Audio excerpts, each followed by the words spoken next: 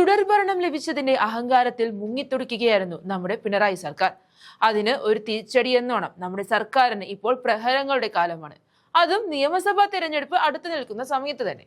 അതായത് ഒരു വശത്ത് ശബരിമല വിഷയം കത്തി നിൽക്കുന്നു, അതിന് പിന്നാലെ തദ്ദേശ തെരഞ്ഞെടുപ്പിലെ കനത്ത തോൽവി.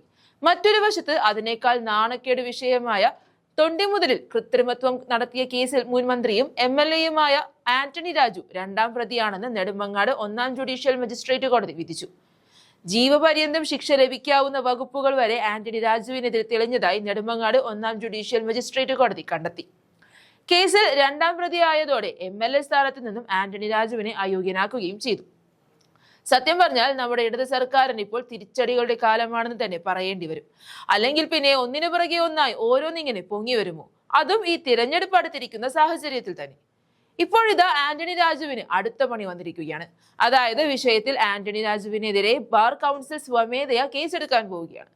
തൊണ്ടിമുതലിൽ കൃത്രിമത്വം കാണിച്ചത് അതീവ ഗുരുതരമാണെന്നും ആന്റണി രാജുവിന്റെ നടപടി നാണക്കേടുണ്ടാക്കുന്നതാണെന്നും bar council president TS Ajith പറഞ്ഞിരുന്നു. അതേസമയം ബാർ കൗൺസിൽ കേസെടുക്കുക മാത്രമല്ല ചെയ്യുന്നത്, അഭിഭാഷക ജോലിയിൽ നിന്നും പുറത്താക്കുകയും ചെയ്യുമെന്നും ബാർ കൗൺസിൽ അറിയിച്ചു.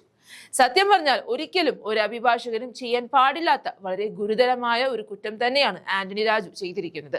അതുകൊണ്ട് തന്നെ ഒരു അഭിഭാഷകനായിരിക്കാനോ അതേസമയം ഒരു MLA ആയി തുടരാനോ ആന്റണി രാജു ഒട്ടും തന്നെ യോഗ്യനല്ല.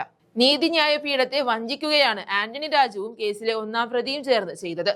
അതുകൊണ്ട് തന്നെ ഏതൊക്കെ കോടതികളിൽ അപ്പീൽ കൊടുത്തിട്ടും ഒരു കാര്യവും ഉണ്ടാകാൻ പോകുന്നില്ല. ഇവർക്ക് തക്കതായ ശിക്ഷ തന്നെ എല്ലായിടത്തു നിന്നും കിട്ടുമെന്നുള്ള കാര്യത്തിൽ തീർച്ചയാണ്. ഇപ്പോൾ ഈ വിഷയം കൂടി വന്നതോടെ സർക്കാരിന് തലയിൽ തുണിയിട്ട് നടക്കാം. അത്രയ്ക്കുമാണല്ലോ ഇപ്പോൾ ഇവർ നാണം കെട്ടുകൊണ്ടിരിക്കുന്നത്. അപ്പോൾ പിന്നെ തലയിൽ തുണിയിട്ട് നടക്കാതല്ലാതെ വേറെ നിവർത്തിയില്ല.